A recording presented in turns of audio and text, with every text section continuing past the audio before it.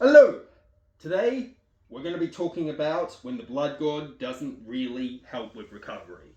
And sometimes you got to make a plan to build back on to the road of success. So today we're going to be talking about injuries, preferably around this area. We're going to talk about the brachius muscle. If you start getting pains up there, shooting up there when performing hammer curls or certain other exercises such as lat pull down. And then we're going to talk about tendinopathy, what is also around here. I have had many cases of this. Tendinopathy doesn't help, especially when you have very pointy elbows, because you've actually got ligaments and tendons traveling over that and they get a bit worn and used. So that is also something that happens. And then we're also going to be talking about tennis and a little bit of golfer's elbow. Now, tennis and golfer's elbow is mainly done when you're doing a repetitive movement over and over. You see it a lot in tennis players when it comes to tennis elbow, hence the name. But we also see other types of exercises or sports where that injury might actually be inflamed, and it might prevent you from your road to success and collecting skulls for the blood god. So we're going to talk about a couple of things you can do, remedial, some exercises that can help. Yes, rest is very important, but also as well, we need to come up with a plan when coming back in.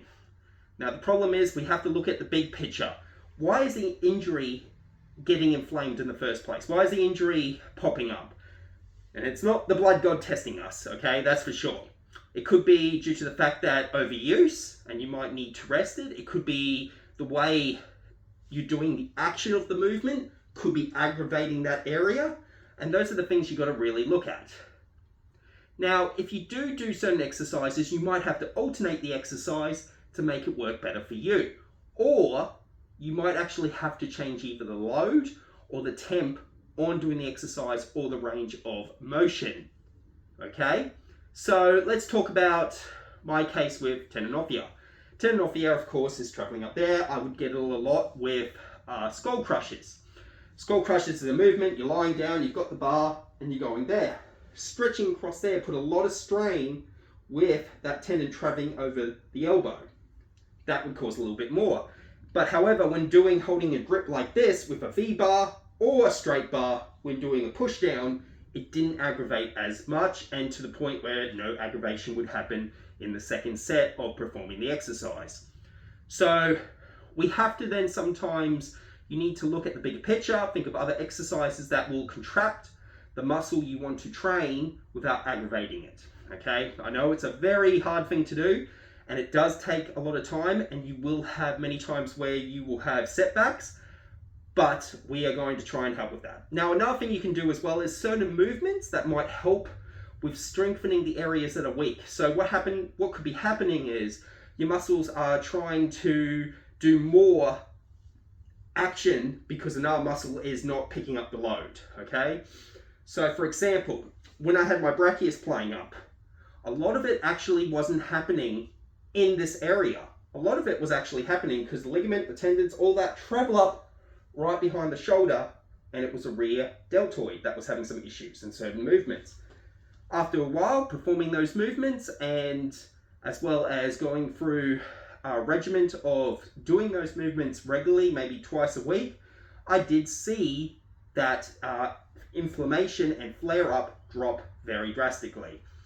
Okay, so we're going to talk about through these exercises. That's enough talking. Let's go through it. So what can we do that to start off with? Well, let's start off with the most common is, of course, tennis elbow.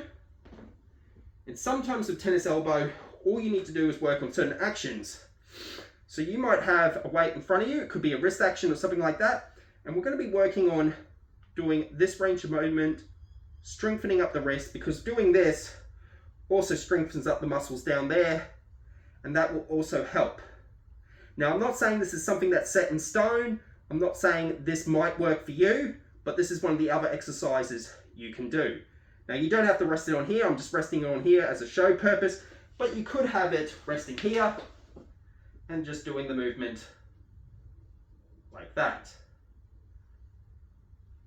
Another could be grip strength, could be an issue as well. When it comes to tennis elbow, your grip strength starts to weaken.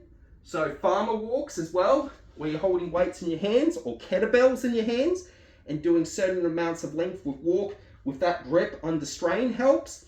Another way of increasing it, if you can't get the weight load right, is increasing the other grip strength, is by holding the dumbbells in the big position here and walking with them.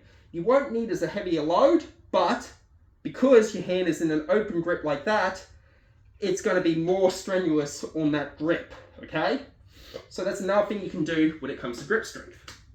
Now, with golfer's elbow, there's another exercise you can do, and this can also help, is we're going to rest our elbow in, we're going to be preferably sitting, and we're going to have this on a table, and what we're going to do is we're going to do slow movements in doing isometric exercises as well as holding, okay?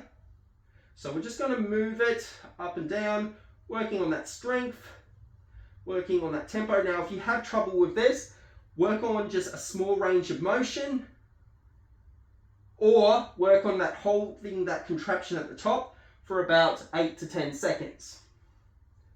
Okay? Another one for shoulder injuries, as well as what I found worked with the brachius muscle, is basically sitting on a bench or a chair, anything that you can get your knee up, having it starting like this, resting your elbow on your knee, and we're going to start with this movement. Only going as far as we can with the shoulder. We don't want that shoulder rocking out, we're just doing the movement. And we're going slow down, control, and then back up. Now, there's another movement I want to talk about, and I see a lot of people in the gym do it. Now, this is an issue, and look, they've got their head in the right space, they are training and strengthening that area. However, the way they're doing it, they're not strengthening it. For example, you see people in the gym do these, okay?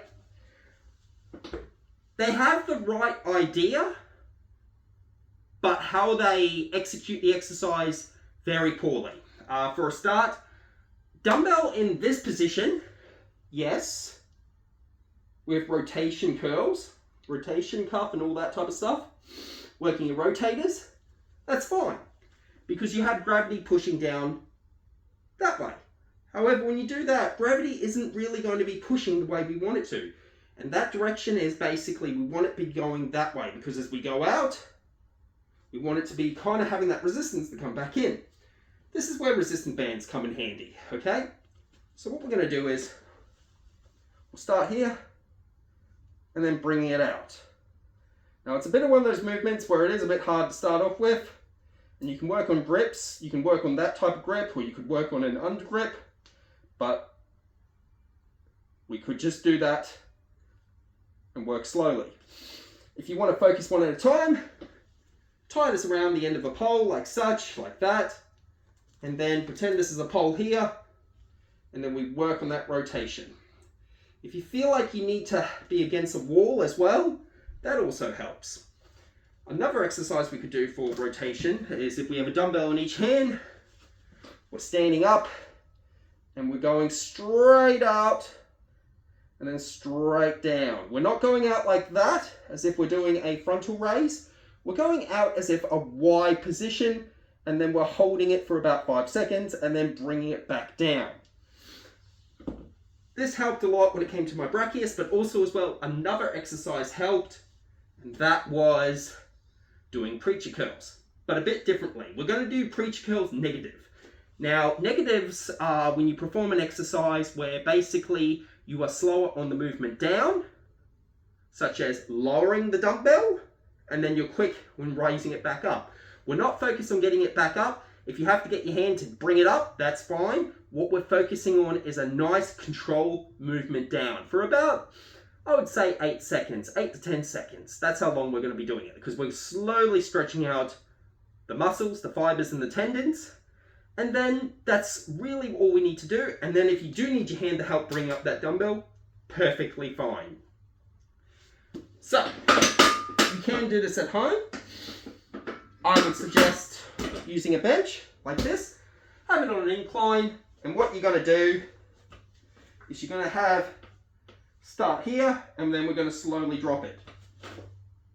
1, 2, 3, 4, 5, 6, 7, 8, 9, 10. And I'm feeling that stretch going down the brachius even now. Then I bring it up, back up quickly. If I had that trouble where I couldn't bring it back up, I just use my other hand and then bring it back up. And then we go again. 1, 2, 3, 4, 5, 6, 7, 8, 9, 10. And then back up. Negatives are really good because, yes, doing exercises, like if we were to do the exercise just normally, with maybe a 3 seconds down, 1, 2, 3, 1, 2, 1, 2.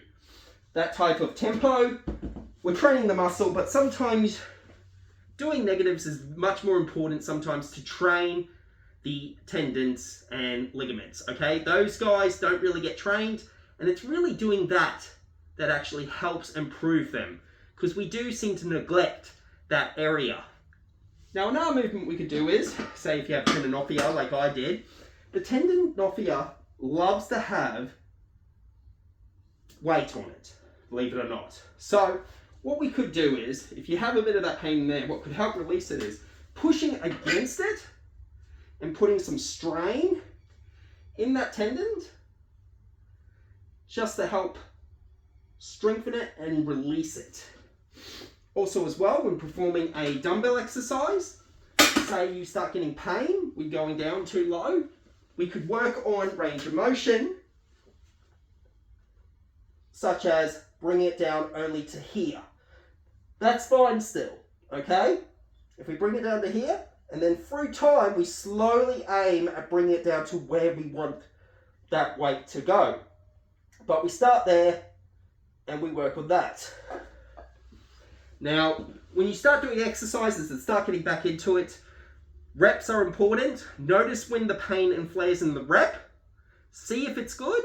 See if it inflames again when you start the next set. Then you'll know for next week, don't do the exercise again. Then you'll know for next week that you need to stop it at that repetition. Then try weight load. If it starts inflaming at a certain weight load, stay at the weight beforehand where you didn't get the inflammation. This is a way how you can keep on training while you're dealing with these injuries, because it's better to do something keeping the muscle contracted and active so you have less percentage of muscle loss than dealing with an injury and just inflaming it more and more over time. It's more that finding that sweet spot while you are doing these type of movements or while you're trying to do basically getting back on the road of recovery, okay? Now, another one you could do is, and it's going to be very hard with the helmet, but is basically, when it comes to shoulders and your rear delts, because sometimes you just get weak, there's a little muscle in here that gets a little bit weak.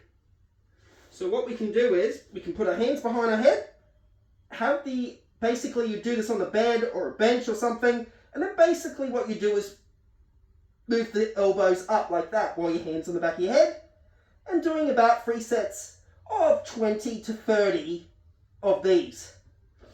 Then another movement you would do is, having your hands out straight like that, just pretend this arm's out, is have the hand lying down against a flat surface or against the bench where your shoulder is drooped forward, and then bringing it up, and then holding for about 2 to 3 seconds, and then letting it go back down.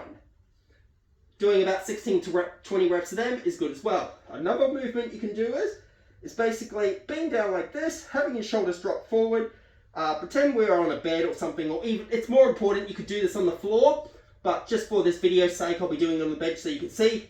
Allow the shoulders drop and then bring them back up, right? And just using the shoulders to contract your back muscles and bringing them up and letting those hands rise off the floor. Once again, just doing about 20 to 30 reps, 3 sets of those. Normally you'd probably want to do a kind of like a circuit of those by doing one after the other and then repeating it 3 times, and you're basically done in about 3 to 4 minutes. And that's something you can also do to help strengthen that weak area at the back, especially if weight training, you can't really start off with weight training. That you need to start off, you really do need to, you're at the low of the low and you do need to strengthen that area. That is basically a good start of what you can do to strengthen the exterior deltoid. Now, I hope these exercises and some of these methods help with your road to recovery. If you do have injuries, please send me a message below, because I have had many injuries in the past. You know, as we get older, certain things just don't work anymore. And really, it just comes to a trial and error. And sometimes you have to tailor your gym routine to what your body is capable of doing. And also as well, just kind of improving in those areas, such as if your flexibility is a bit off, maybe looking at doing some things that would help with flexibility or doing more stretching. Now, I hope this helps. And as always, blood for the blood god, skulls for the skull throne, and keep on training.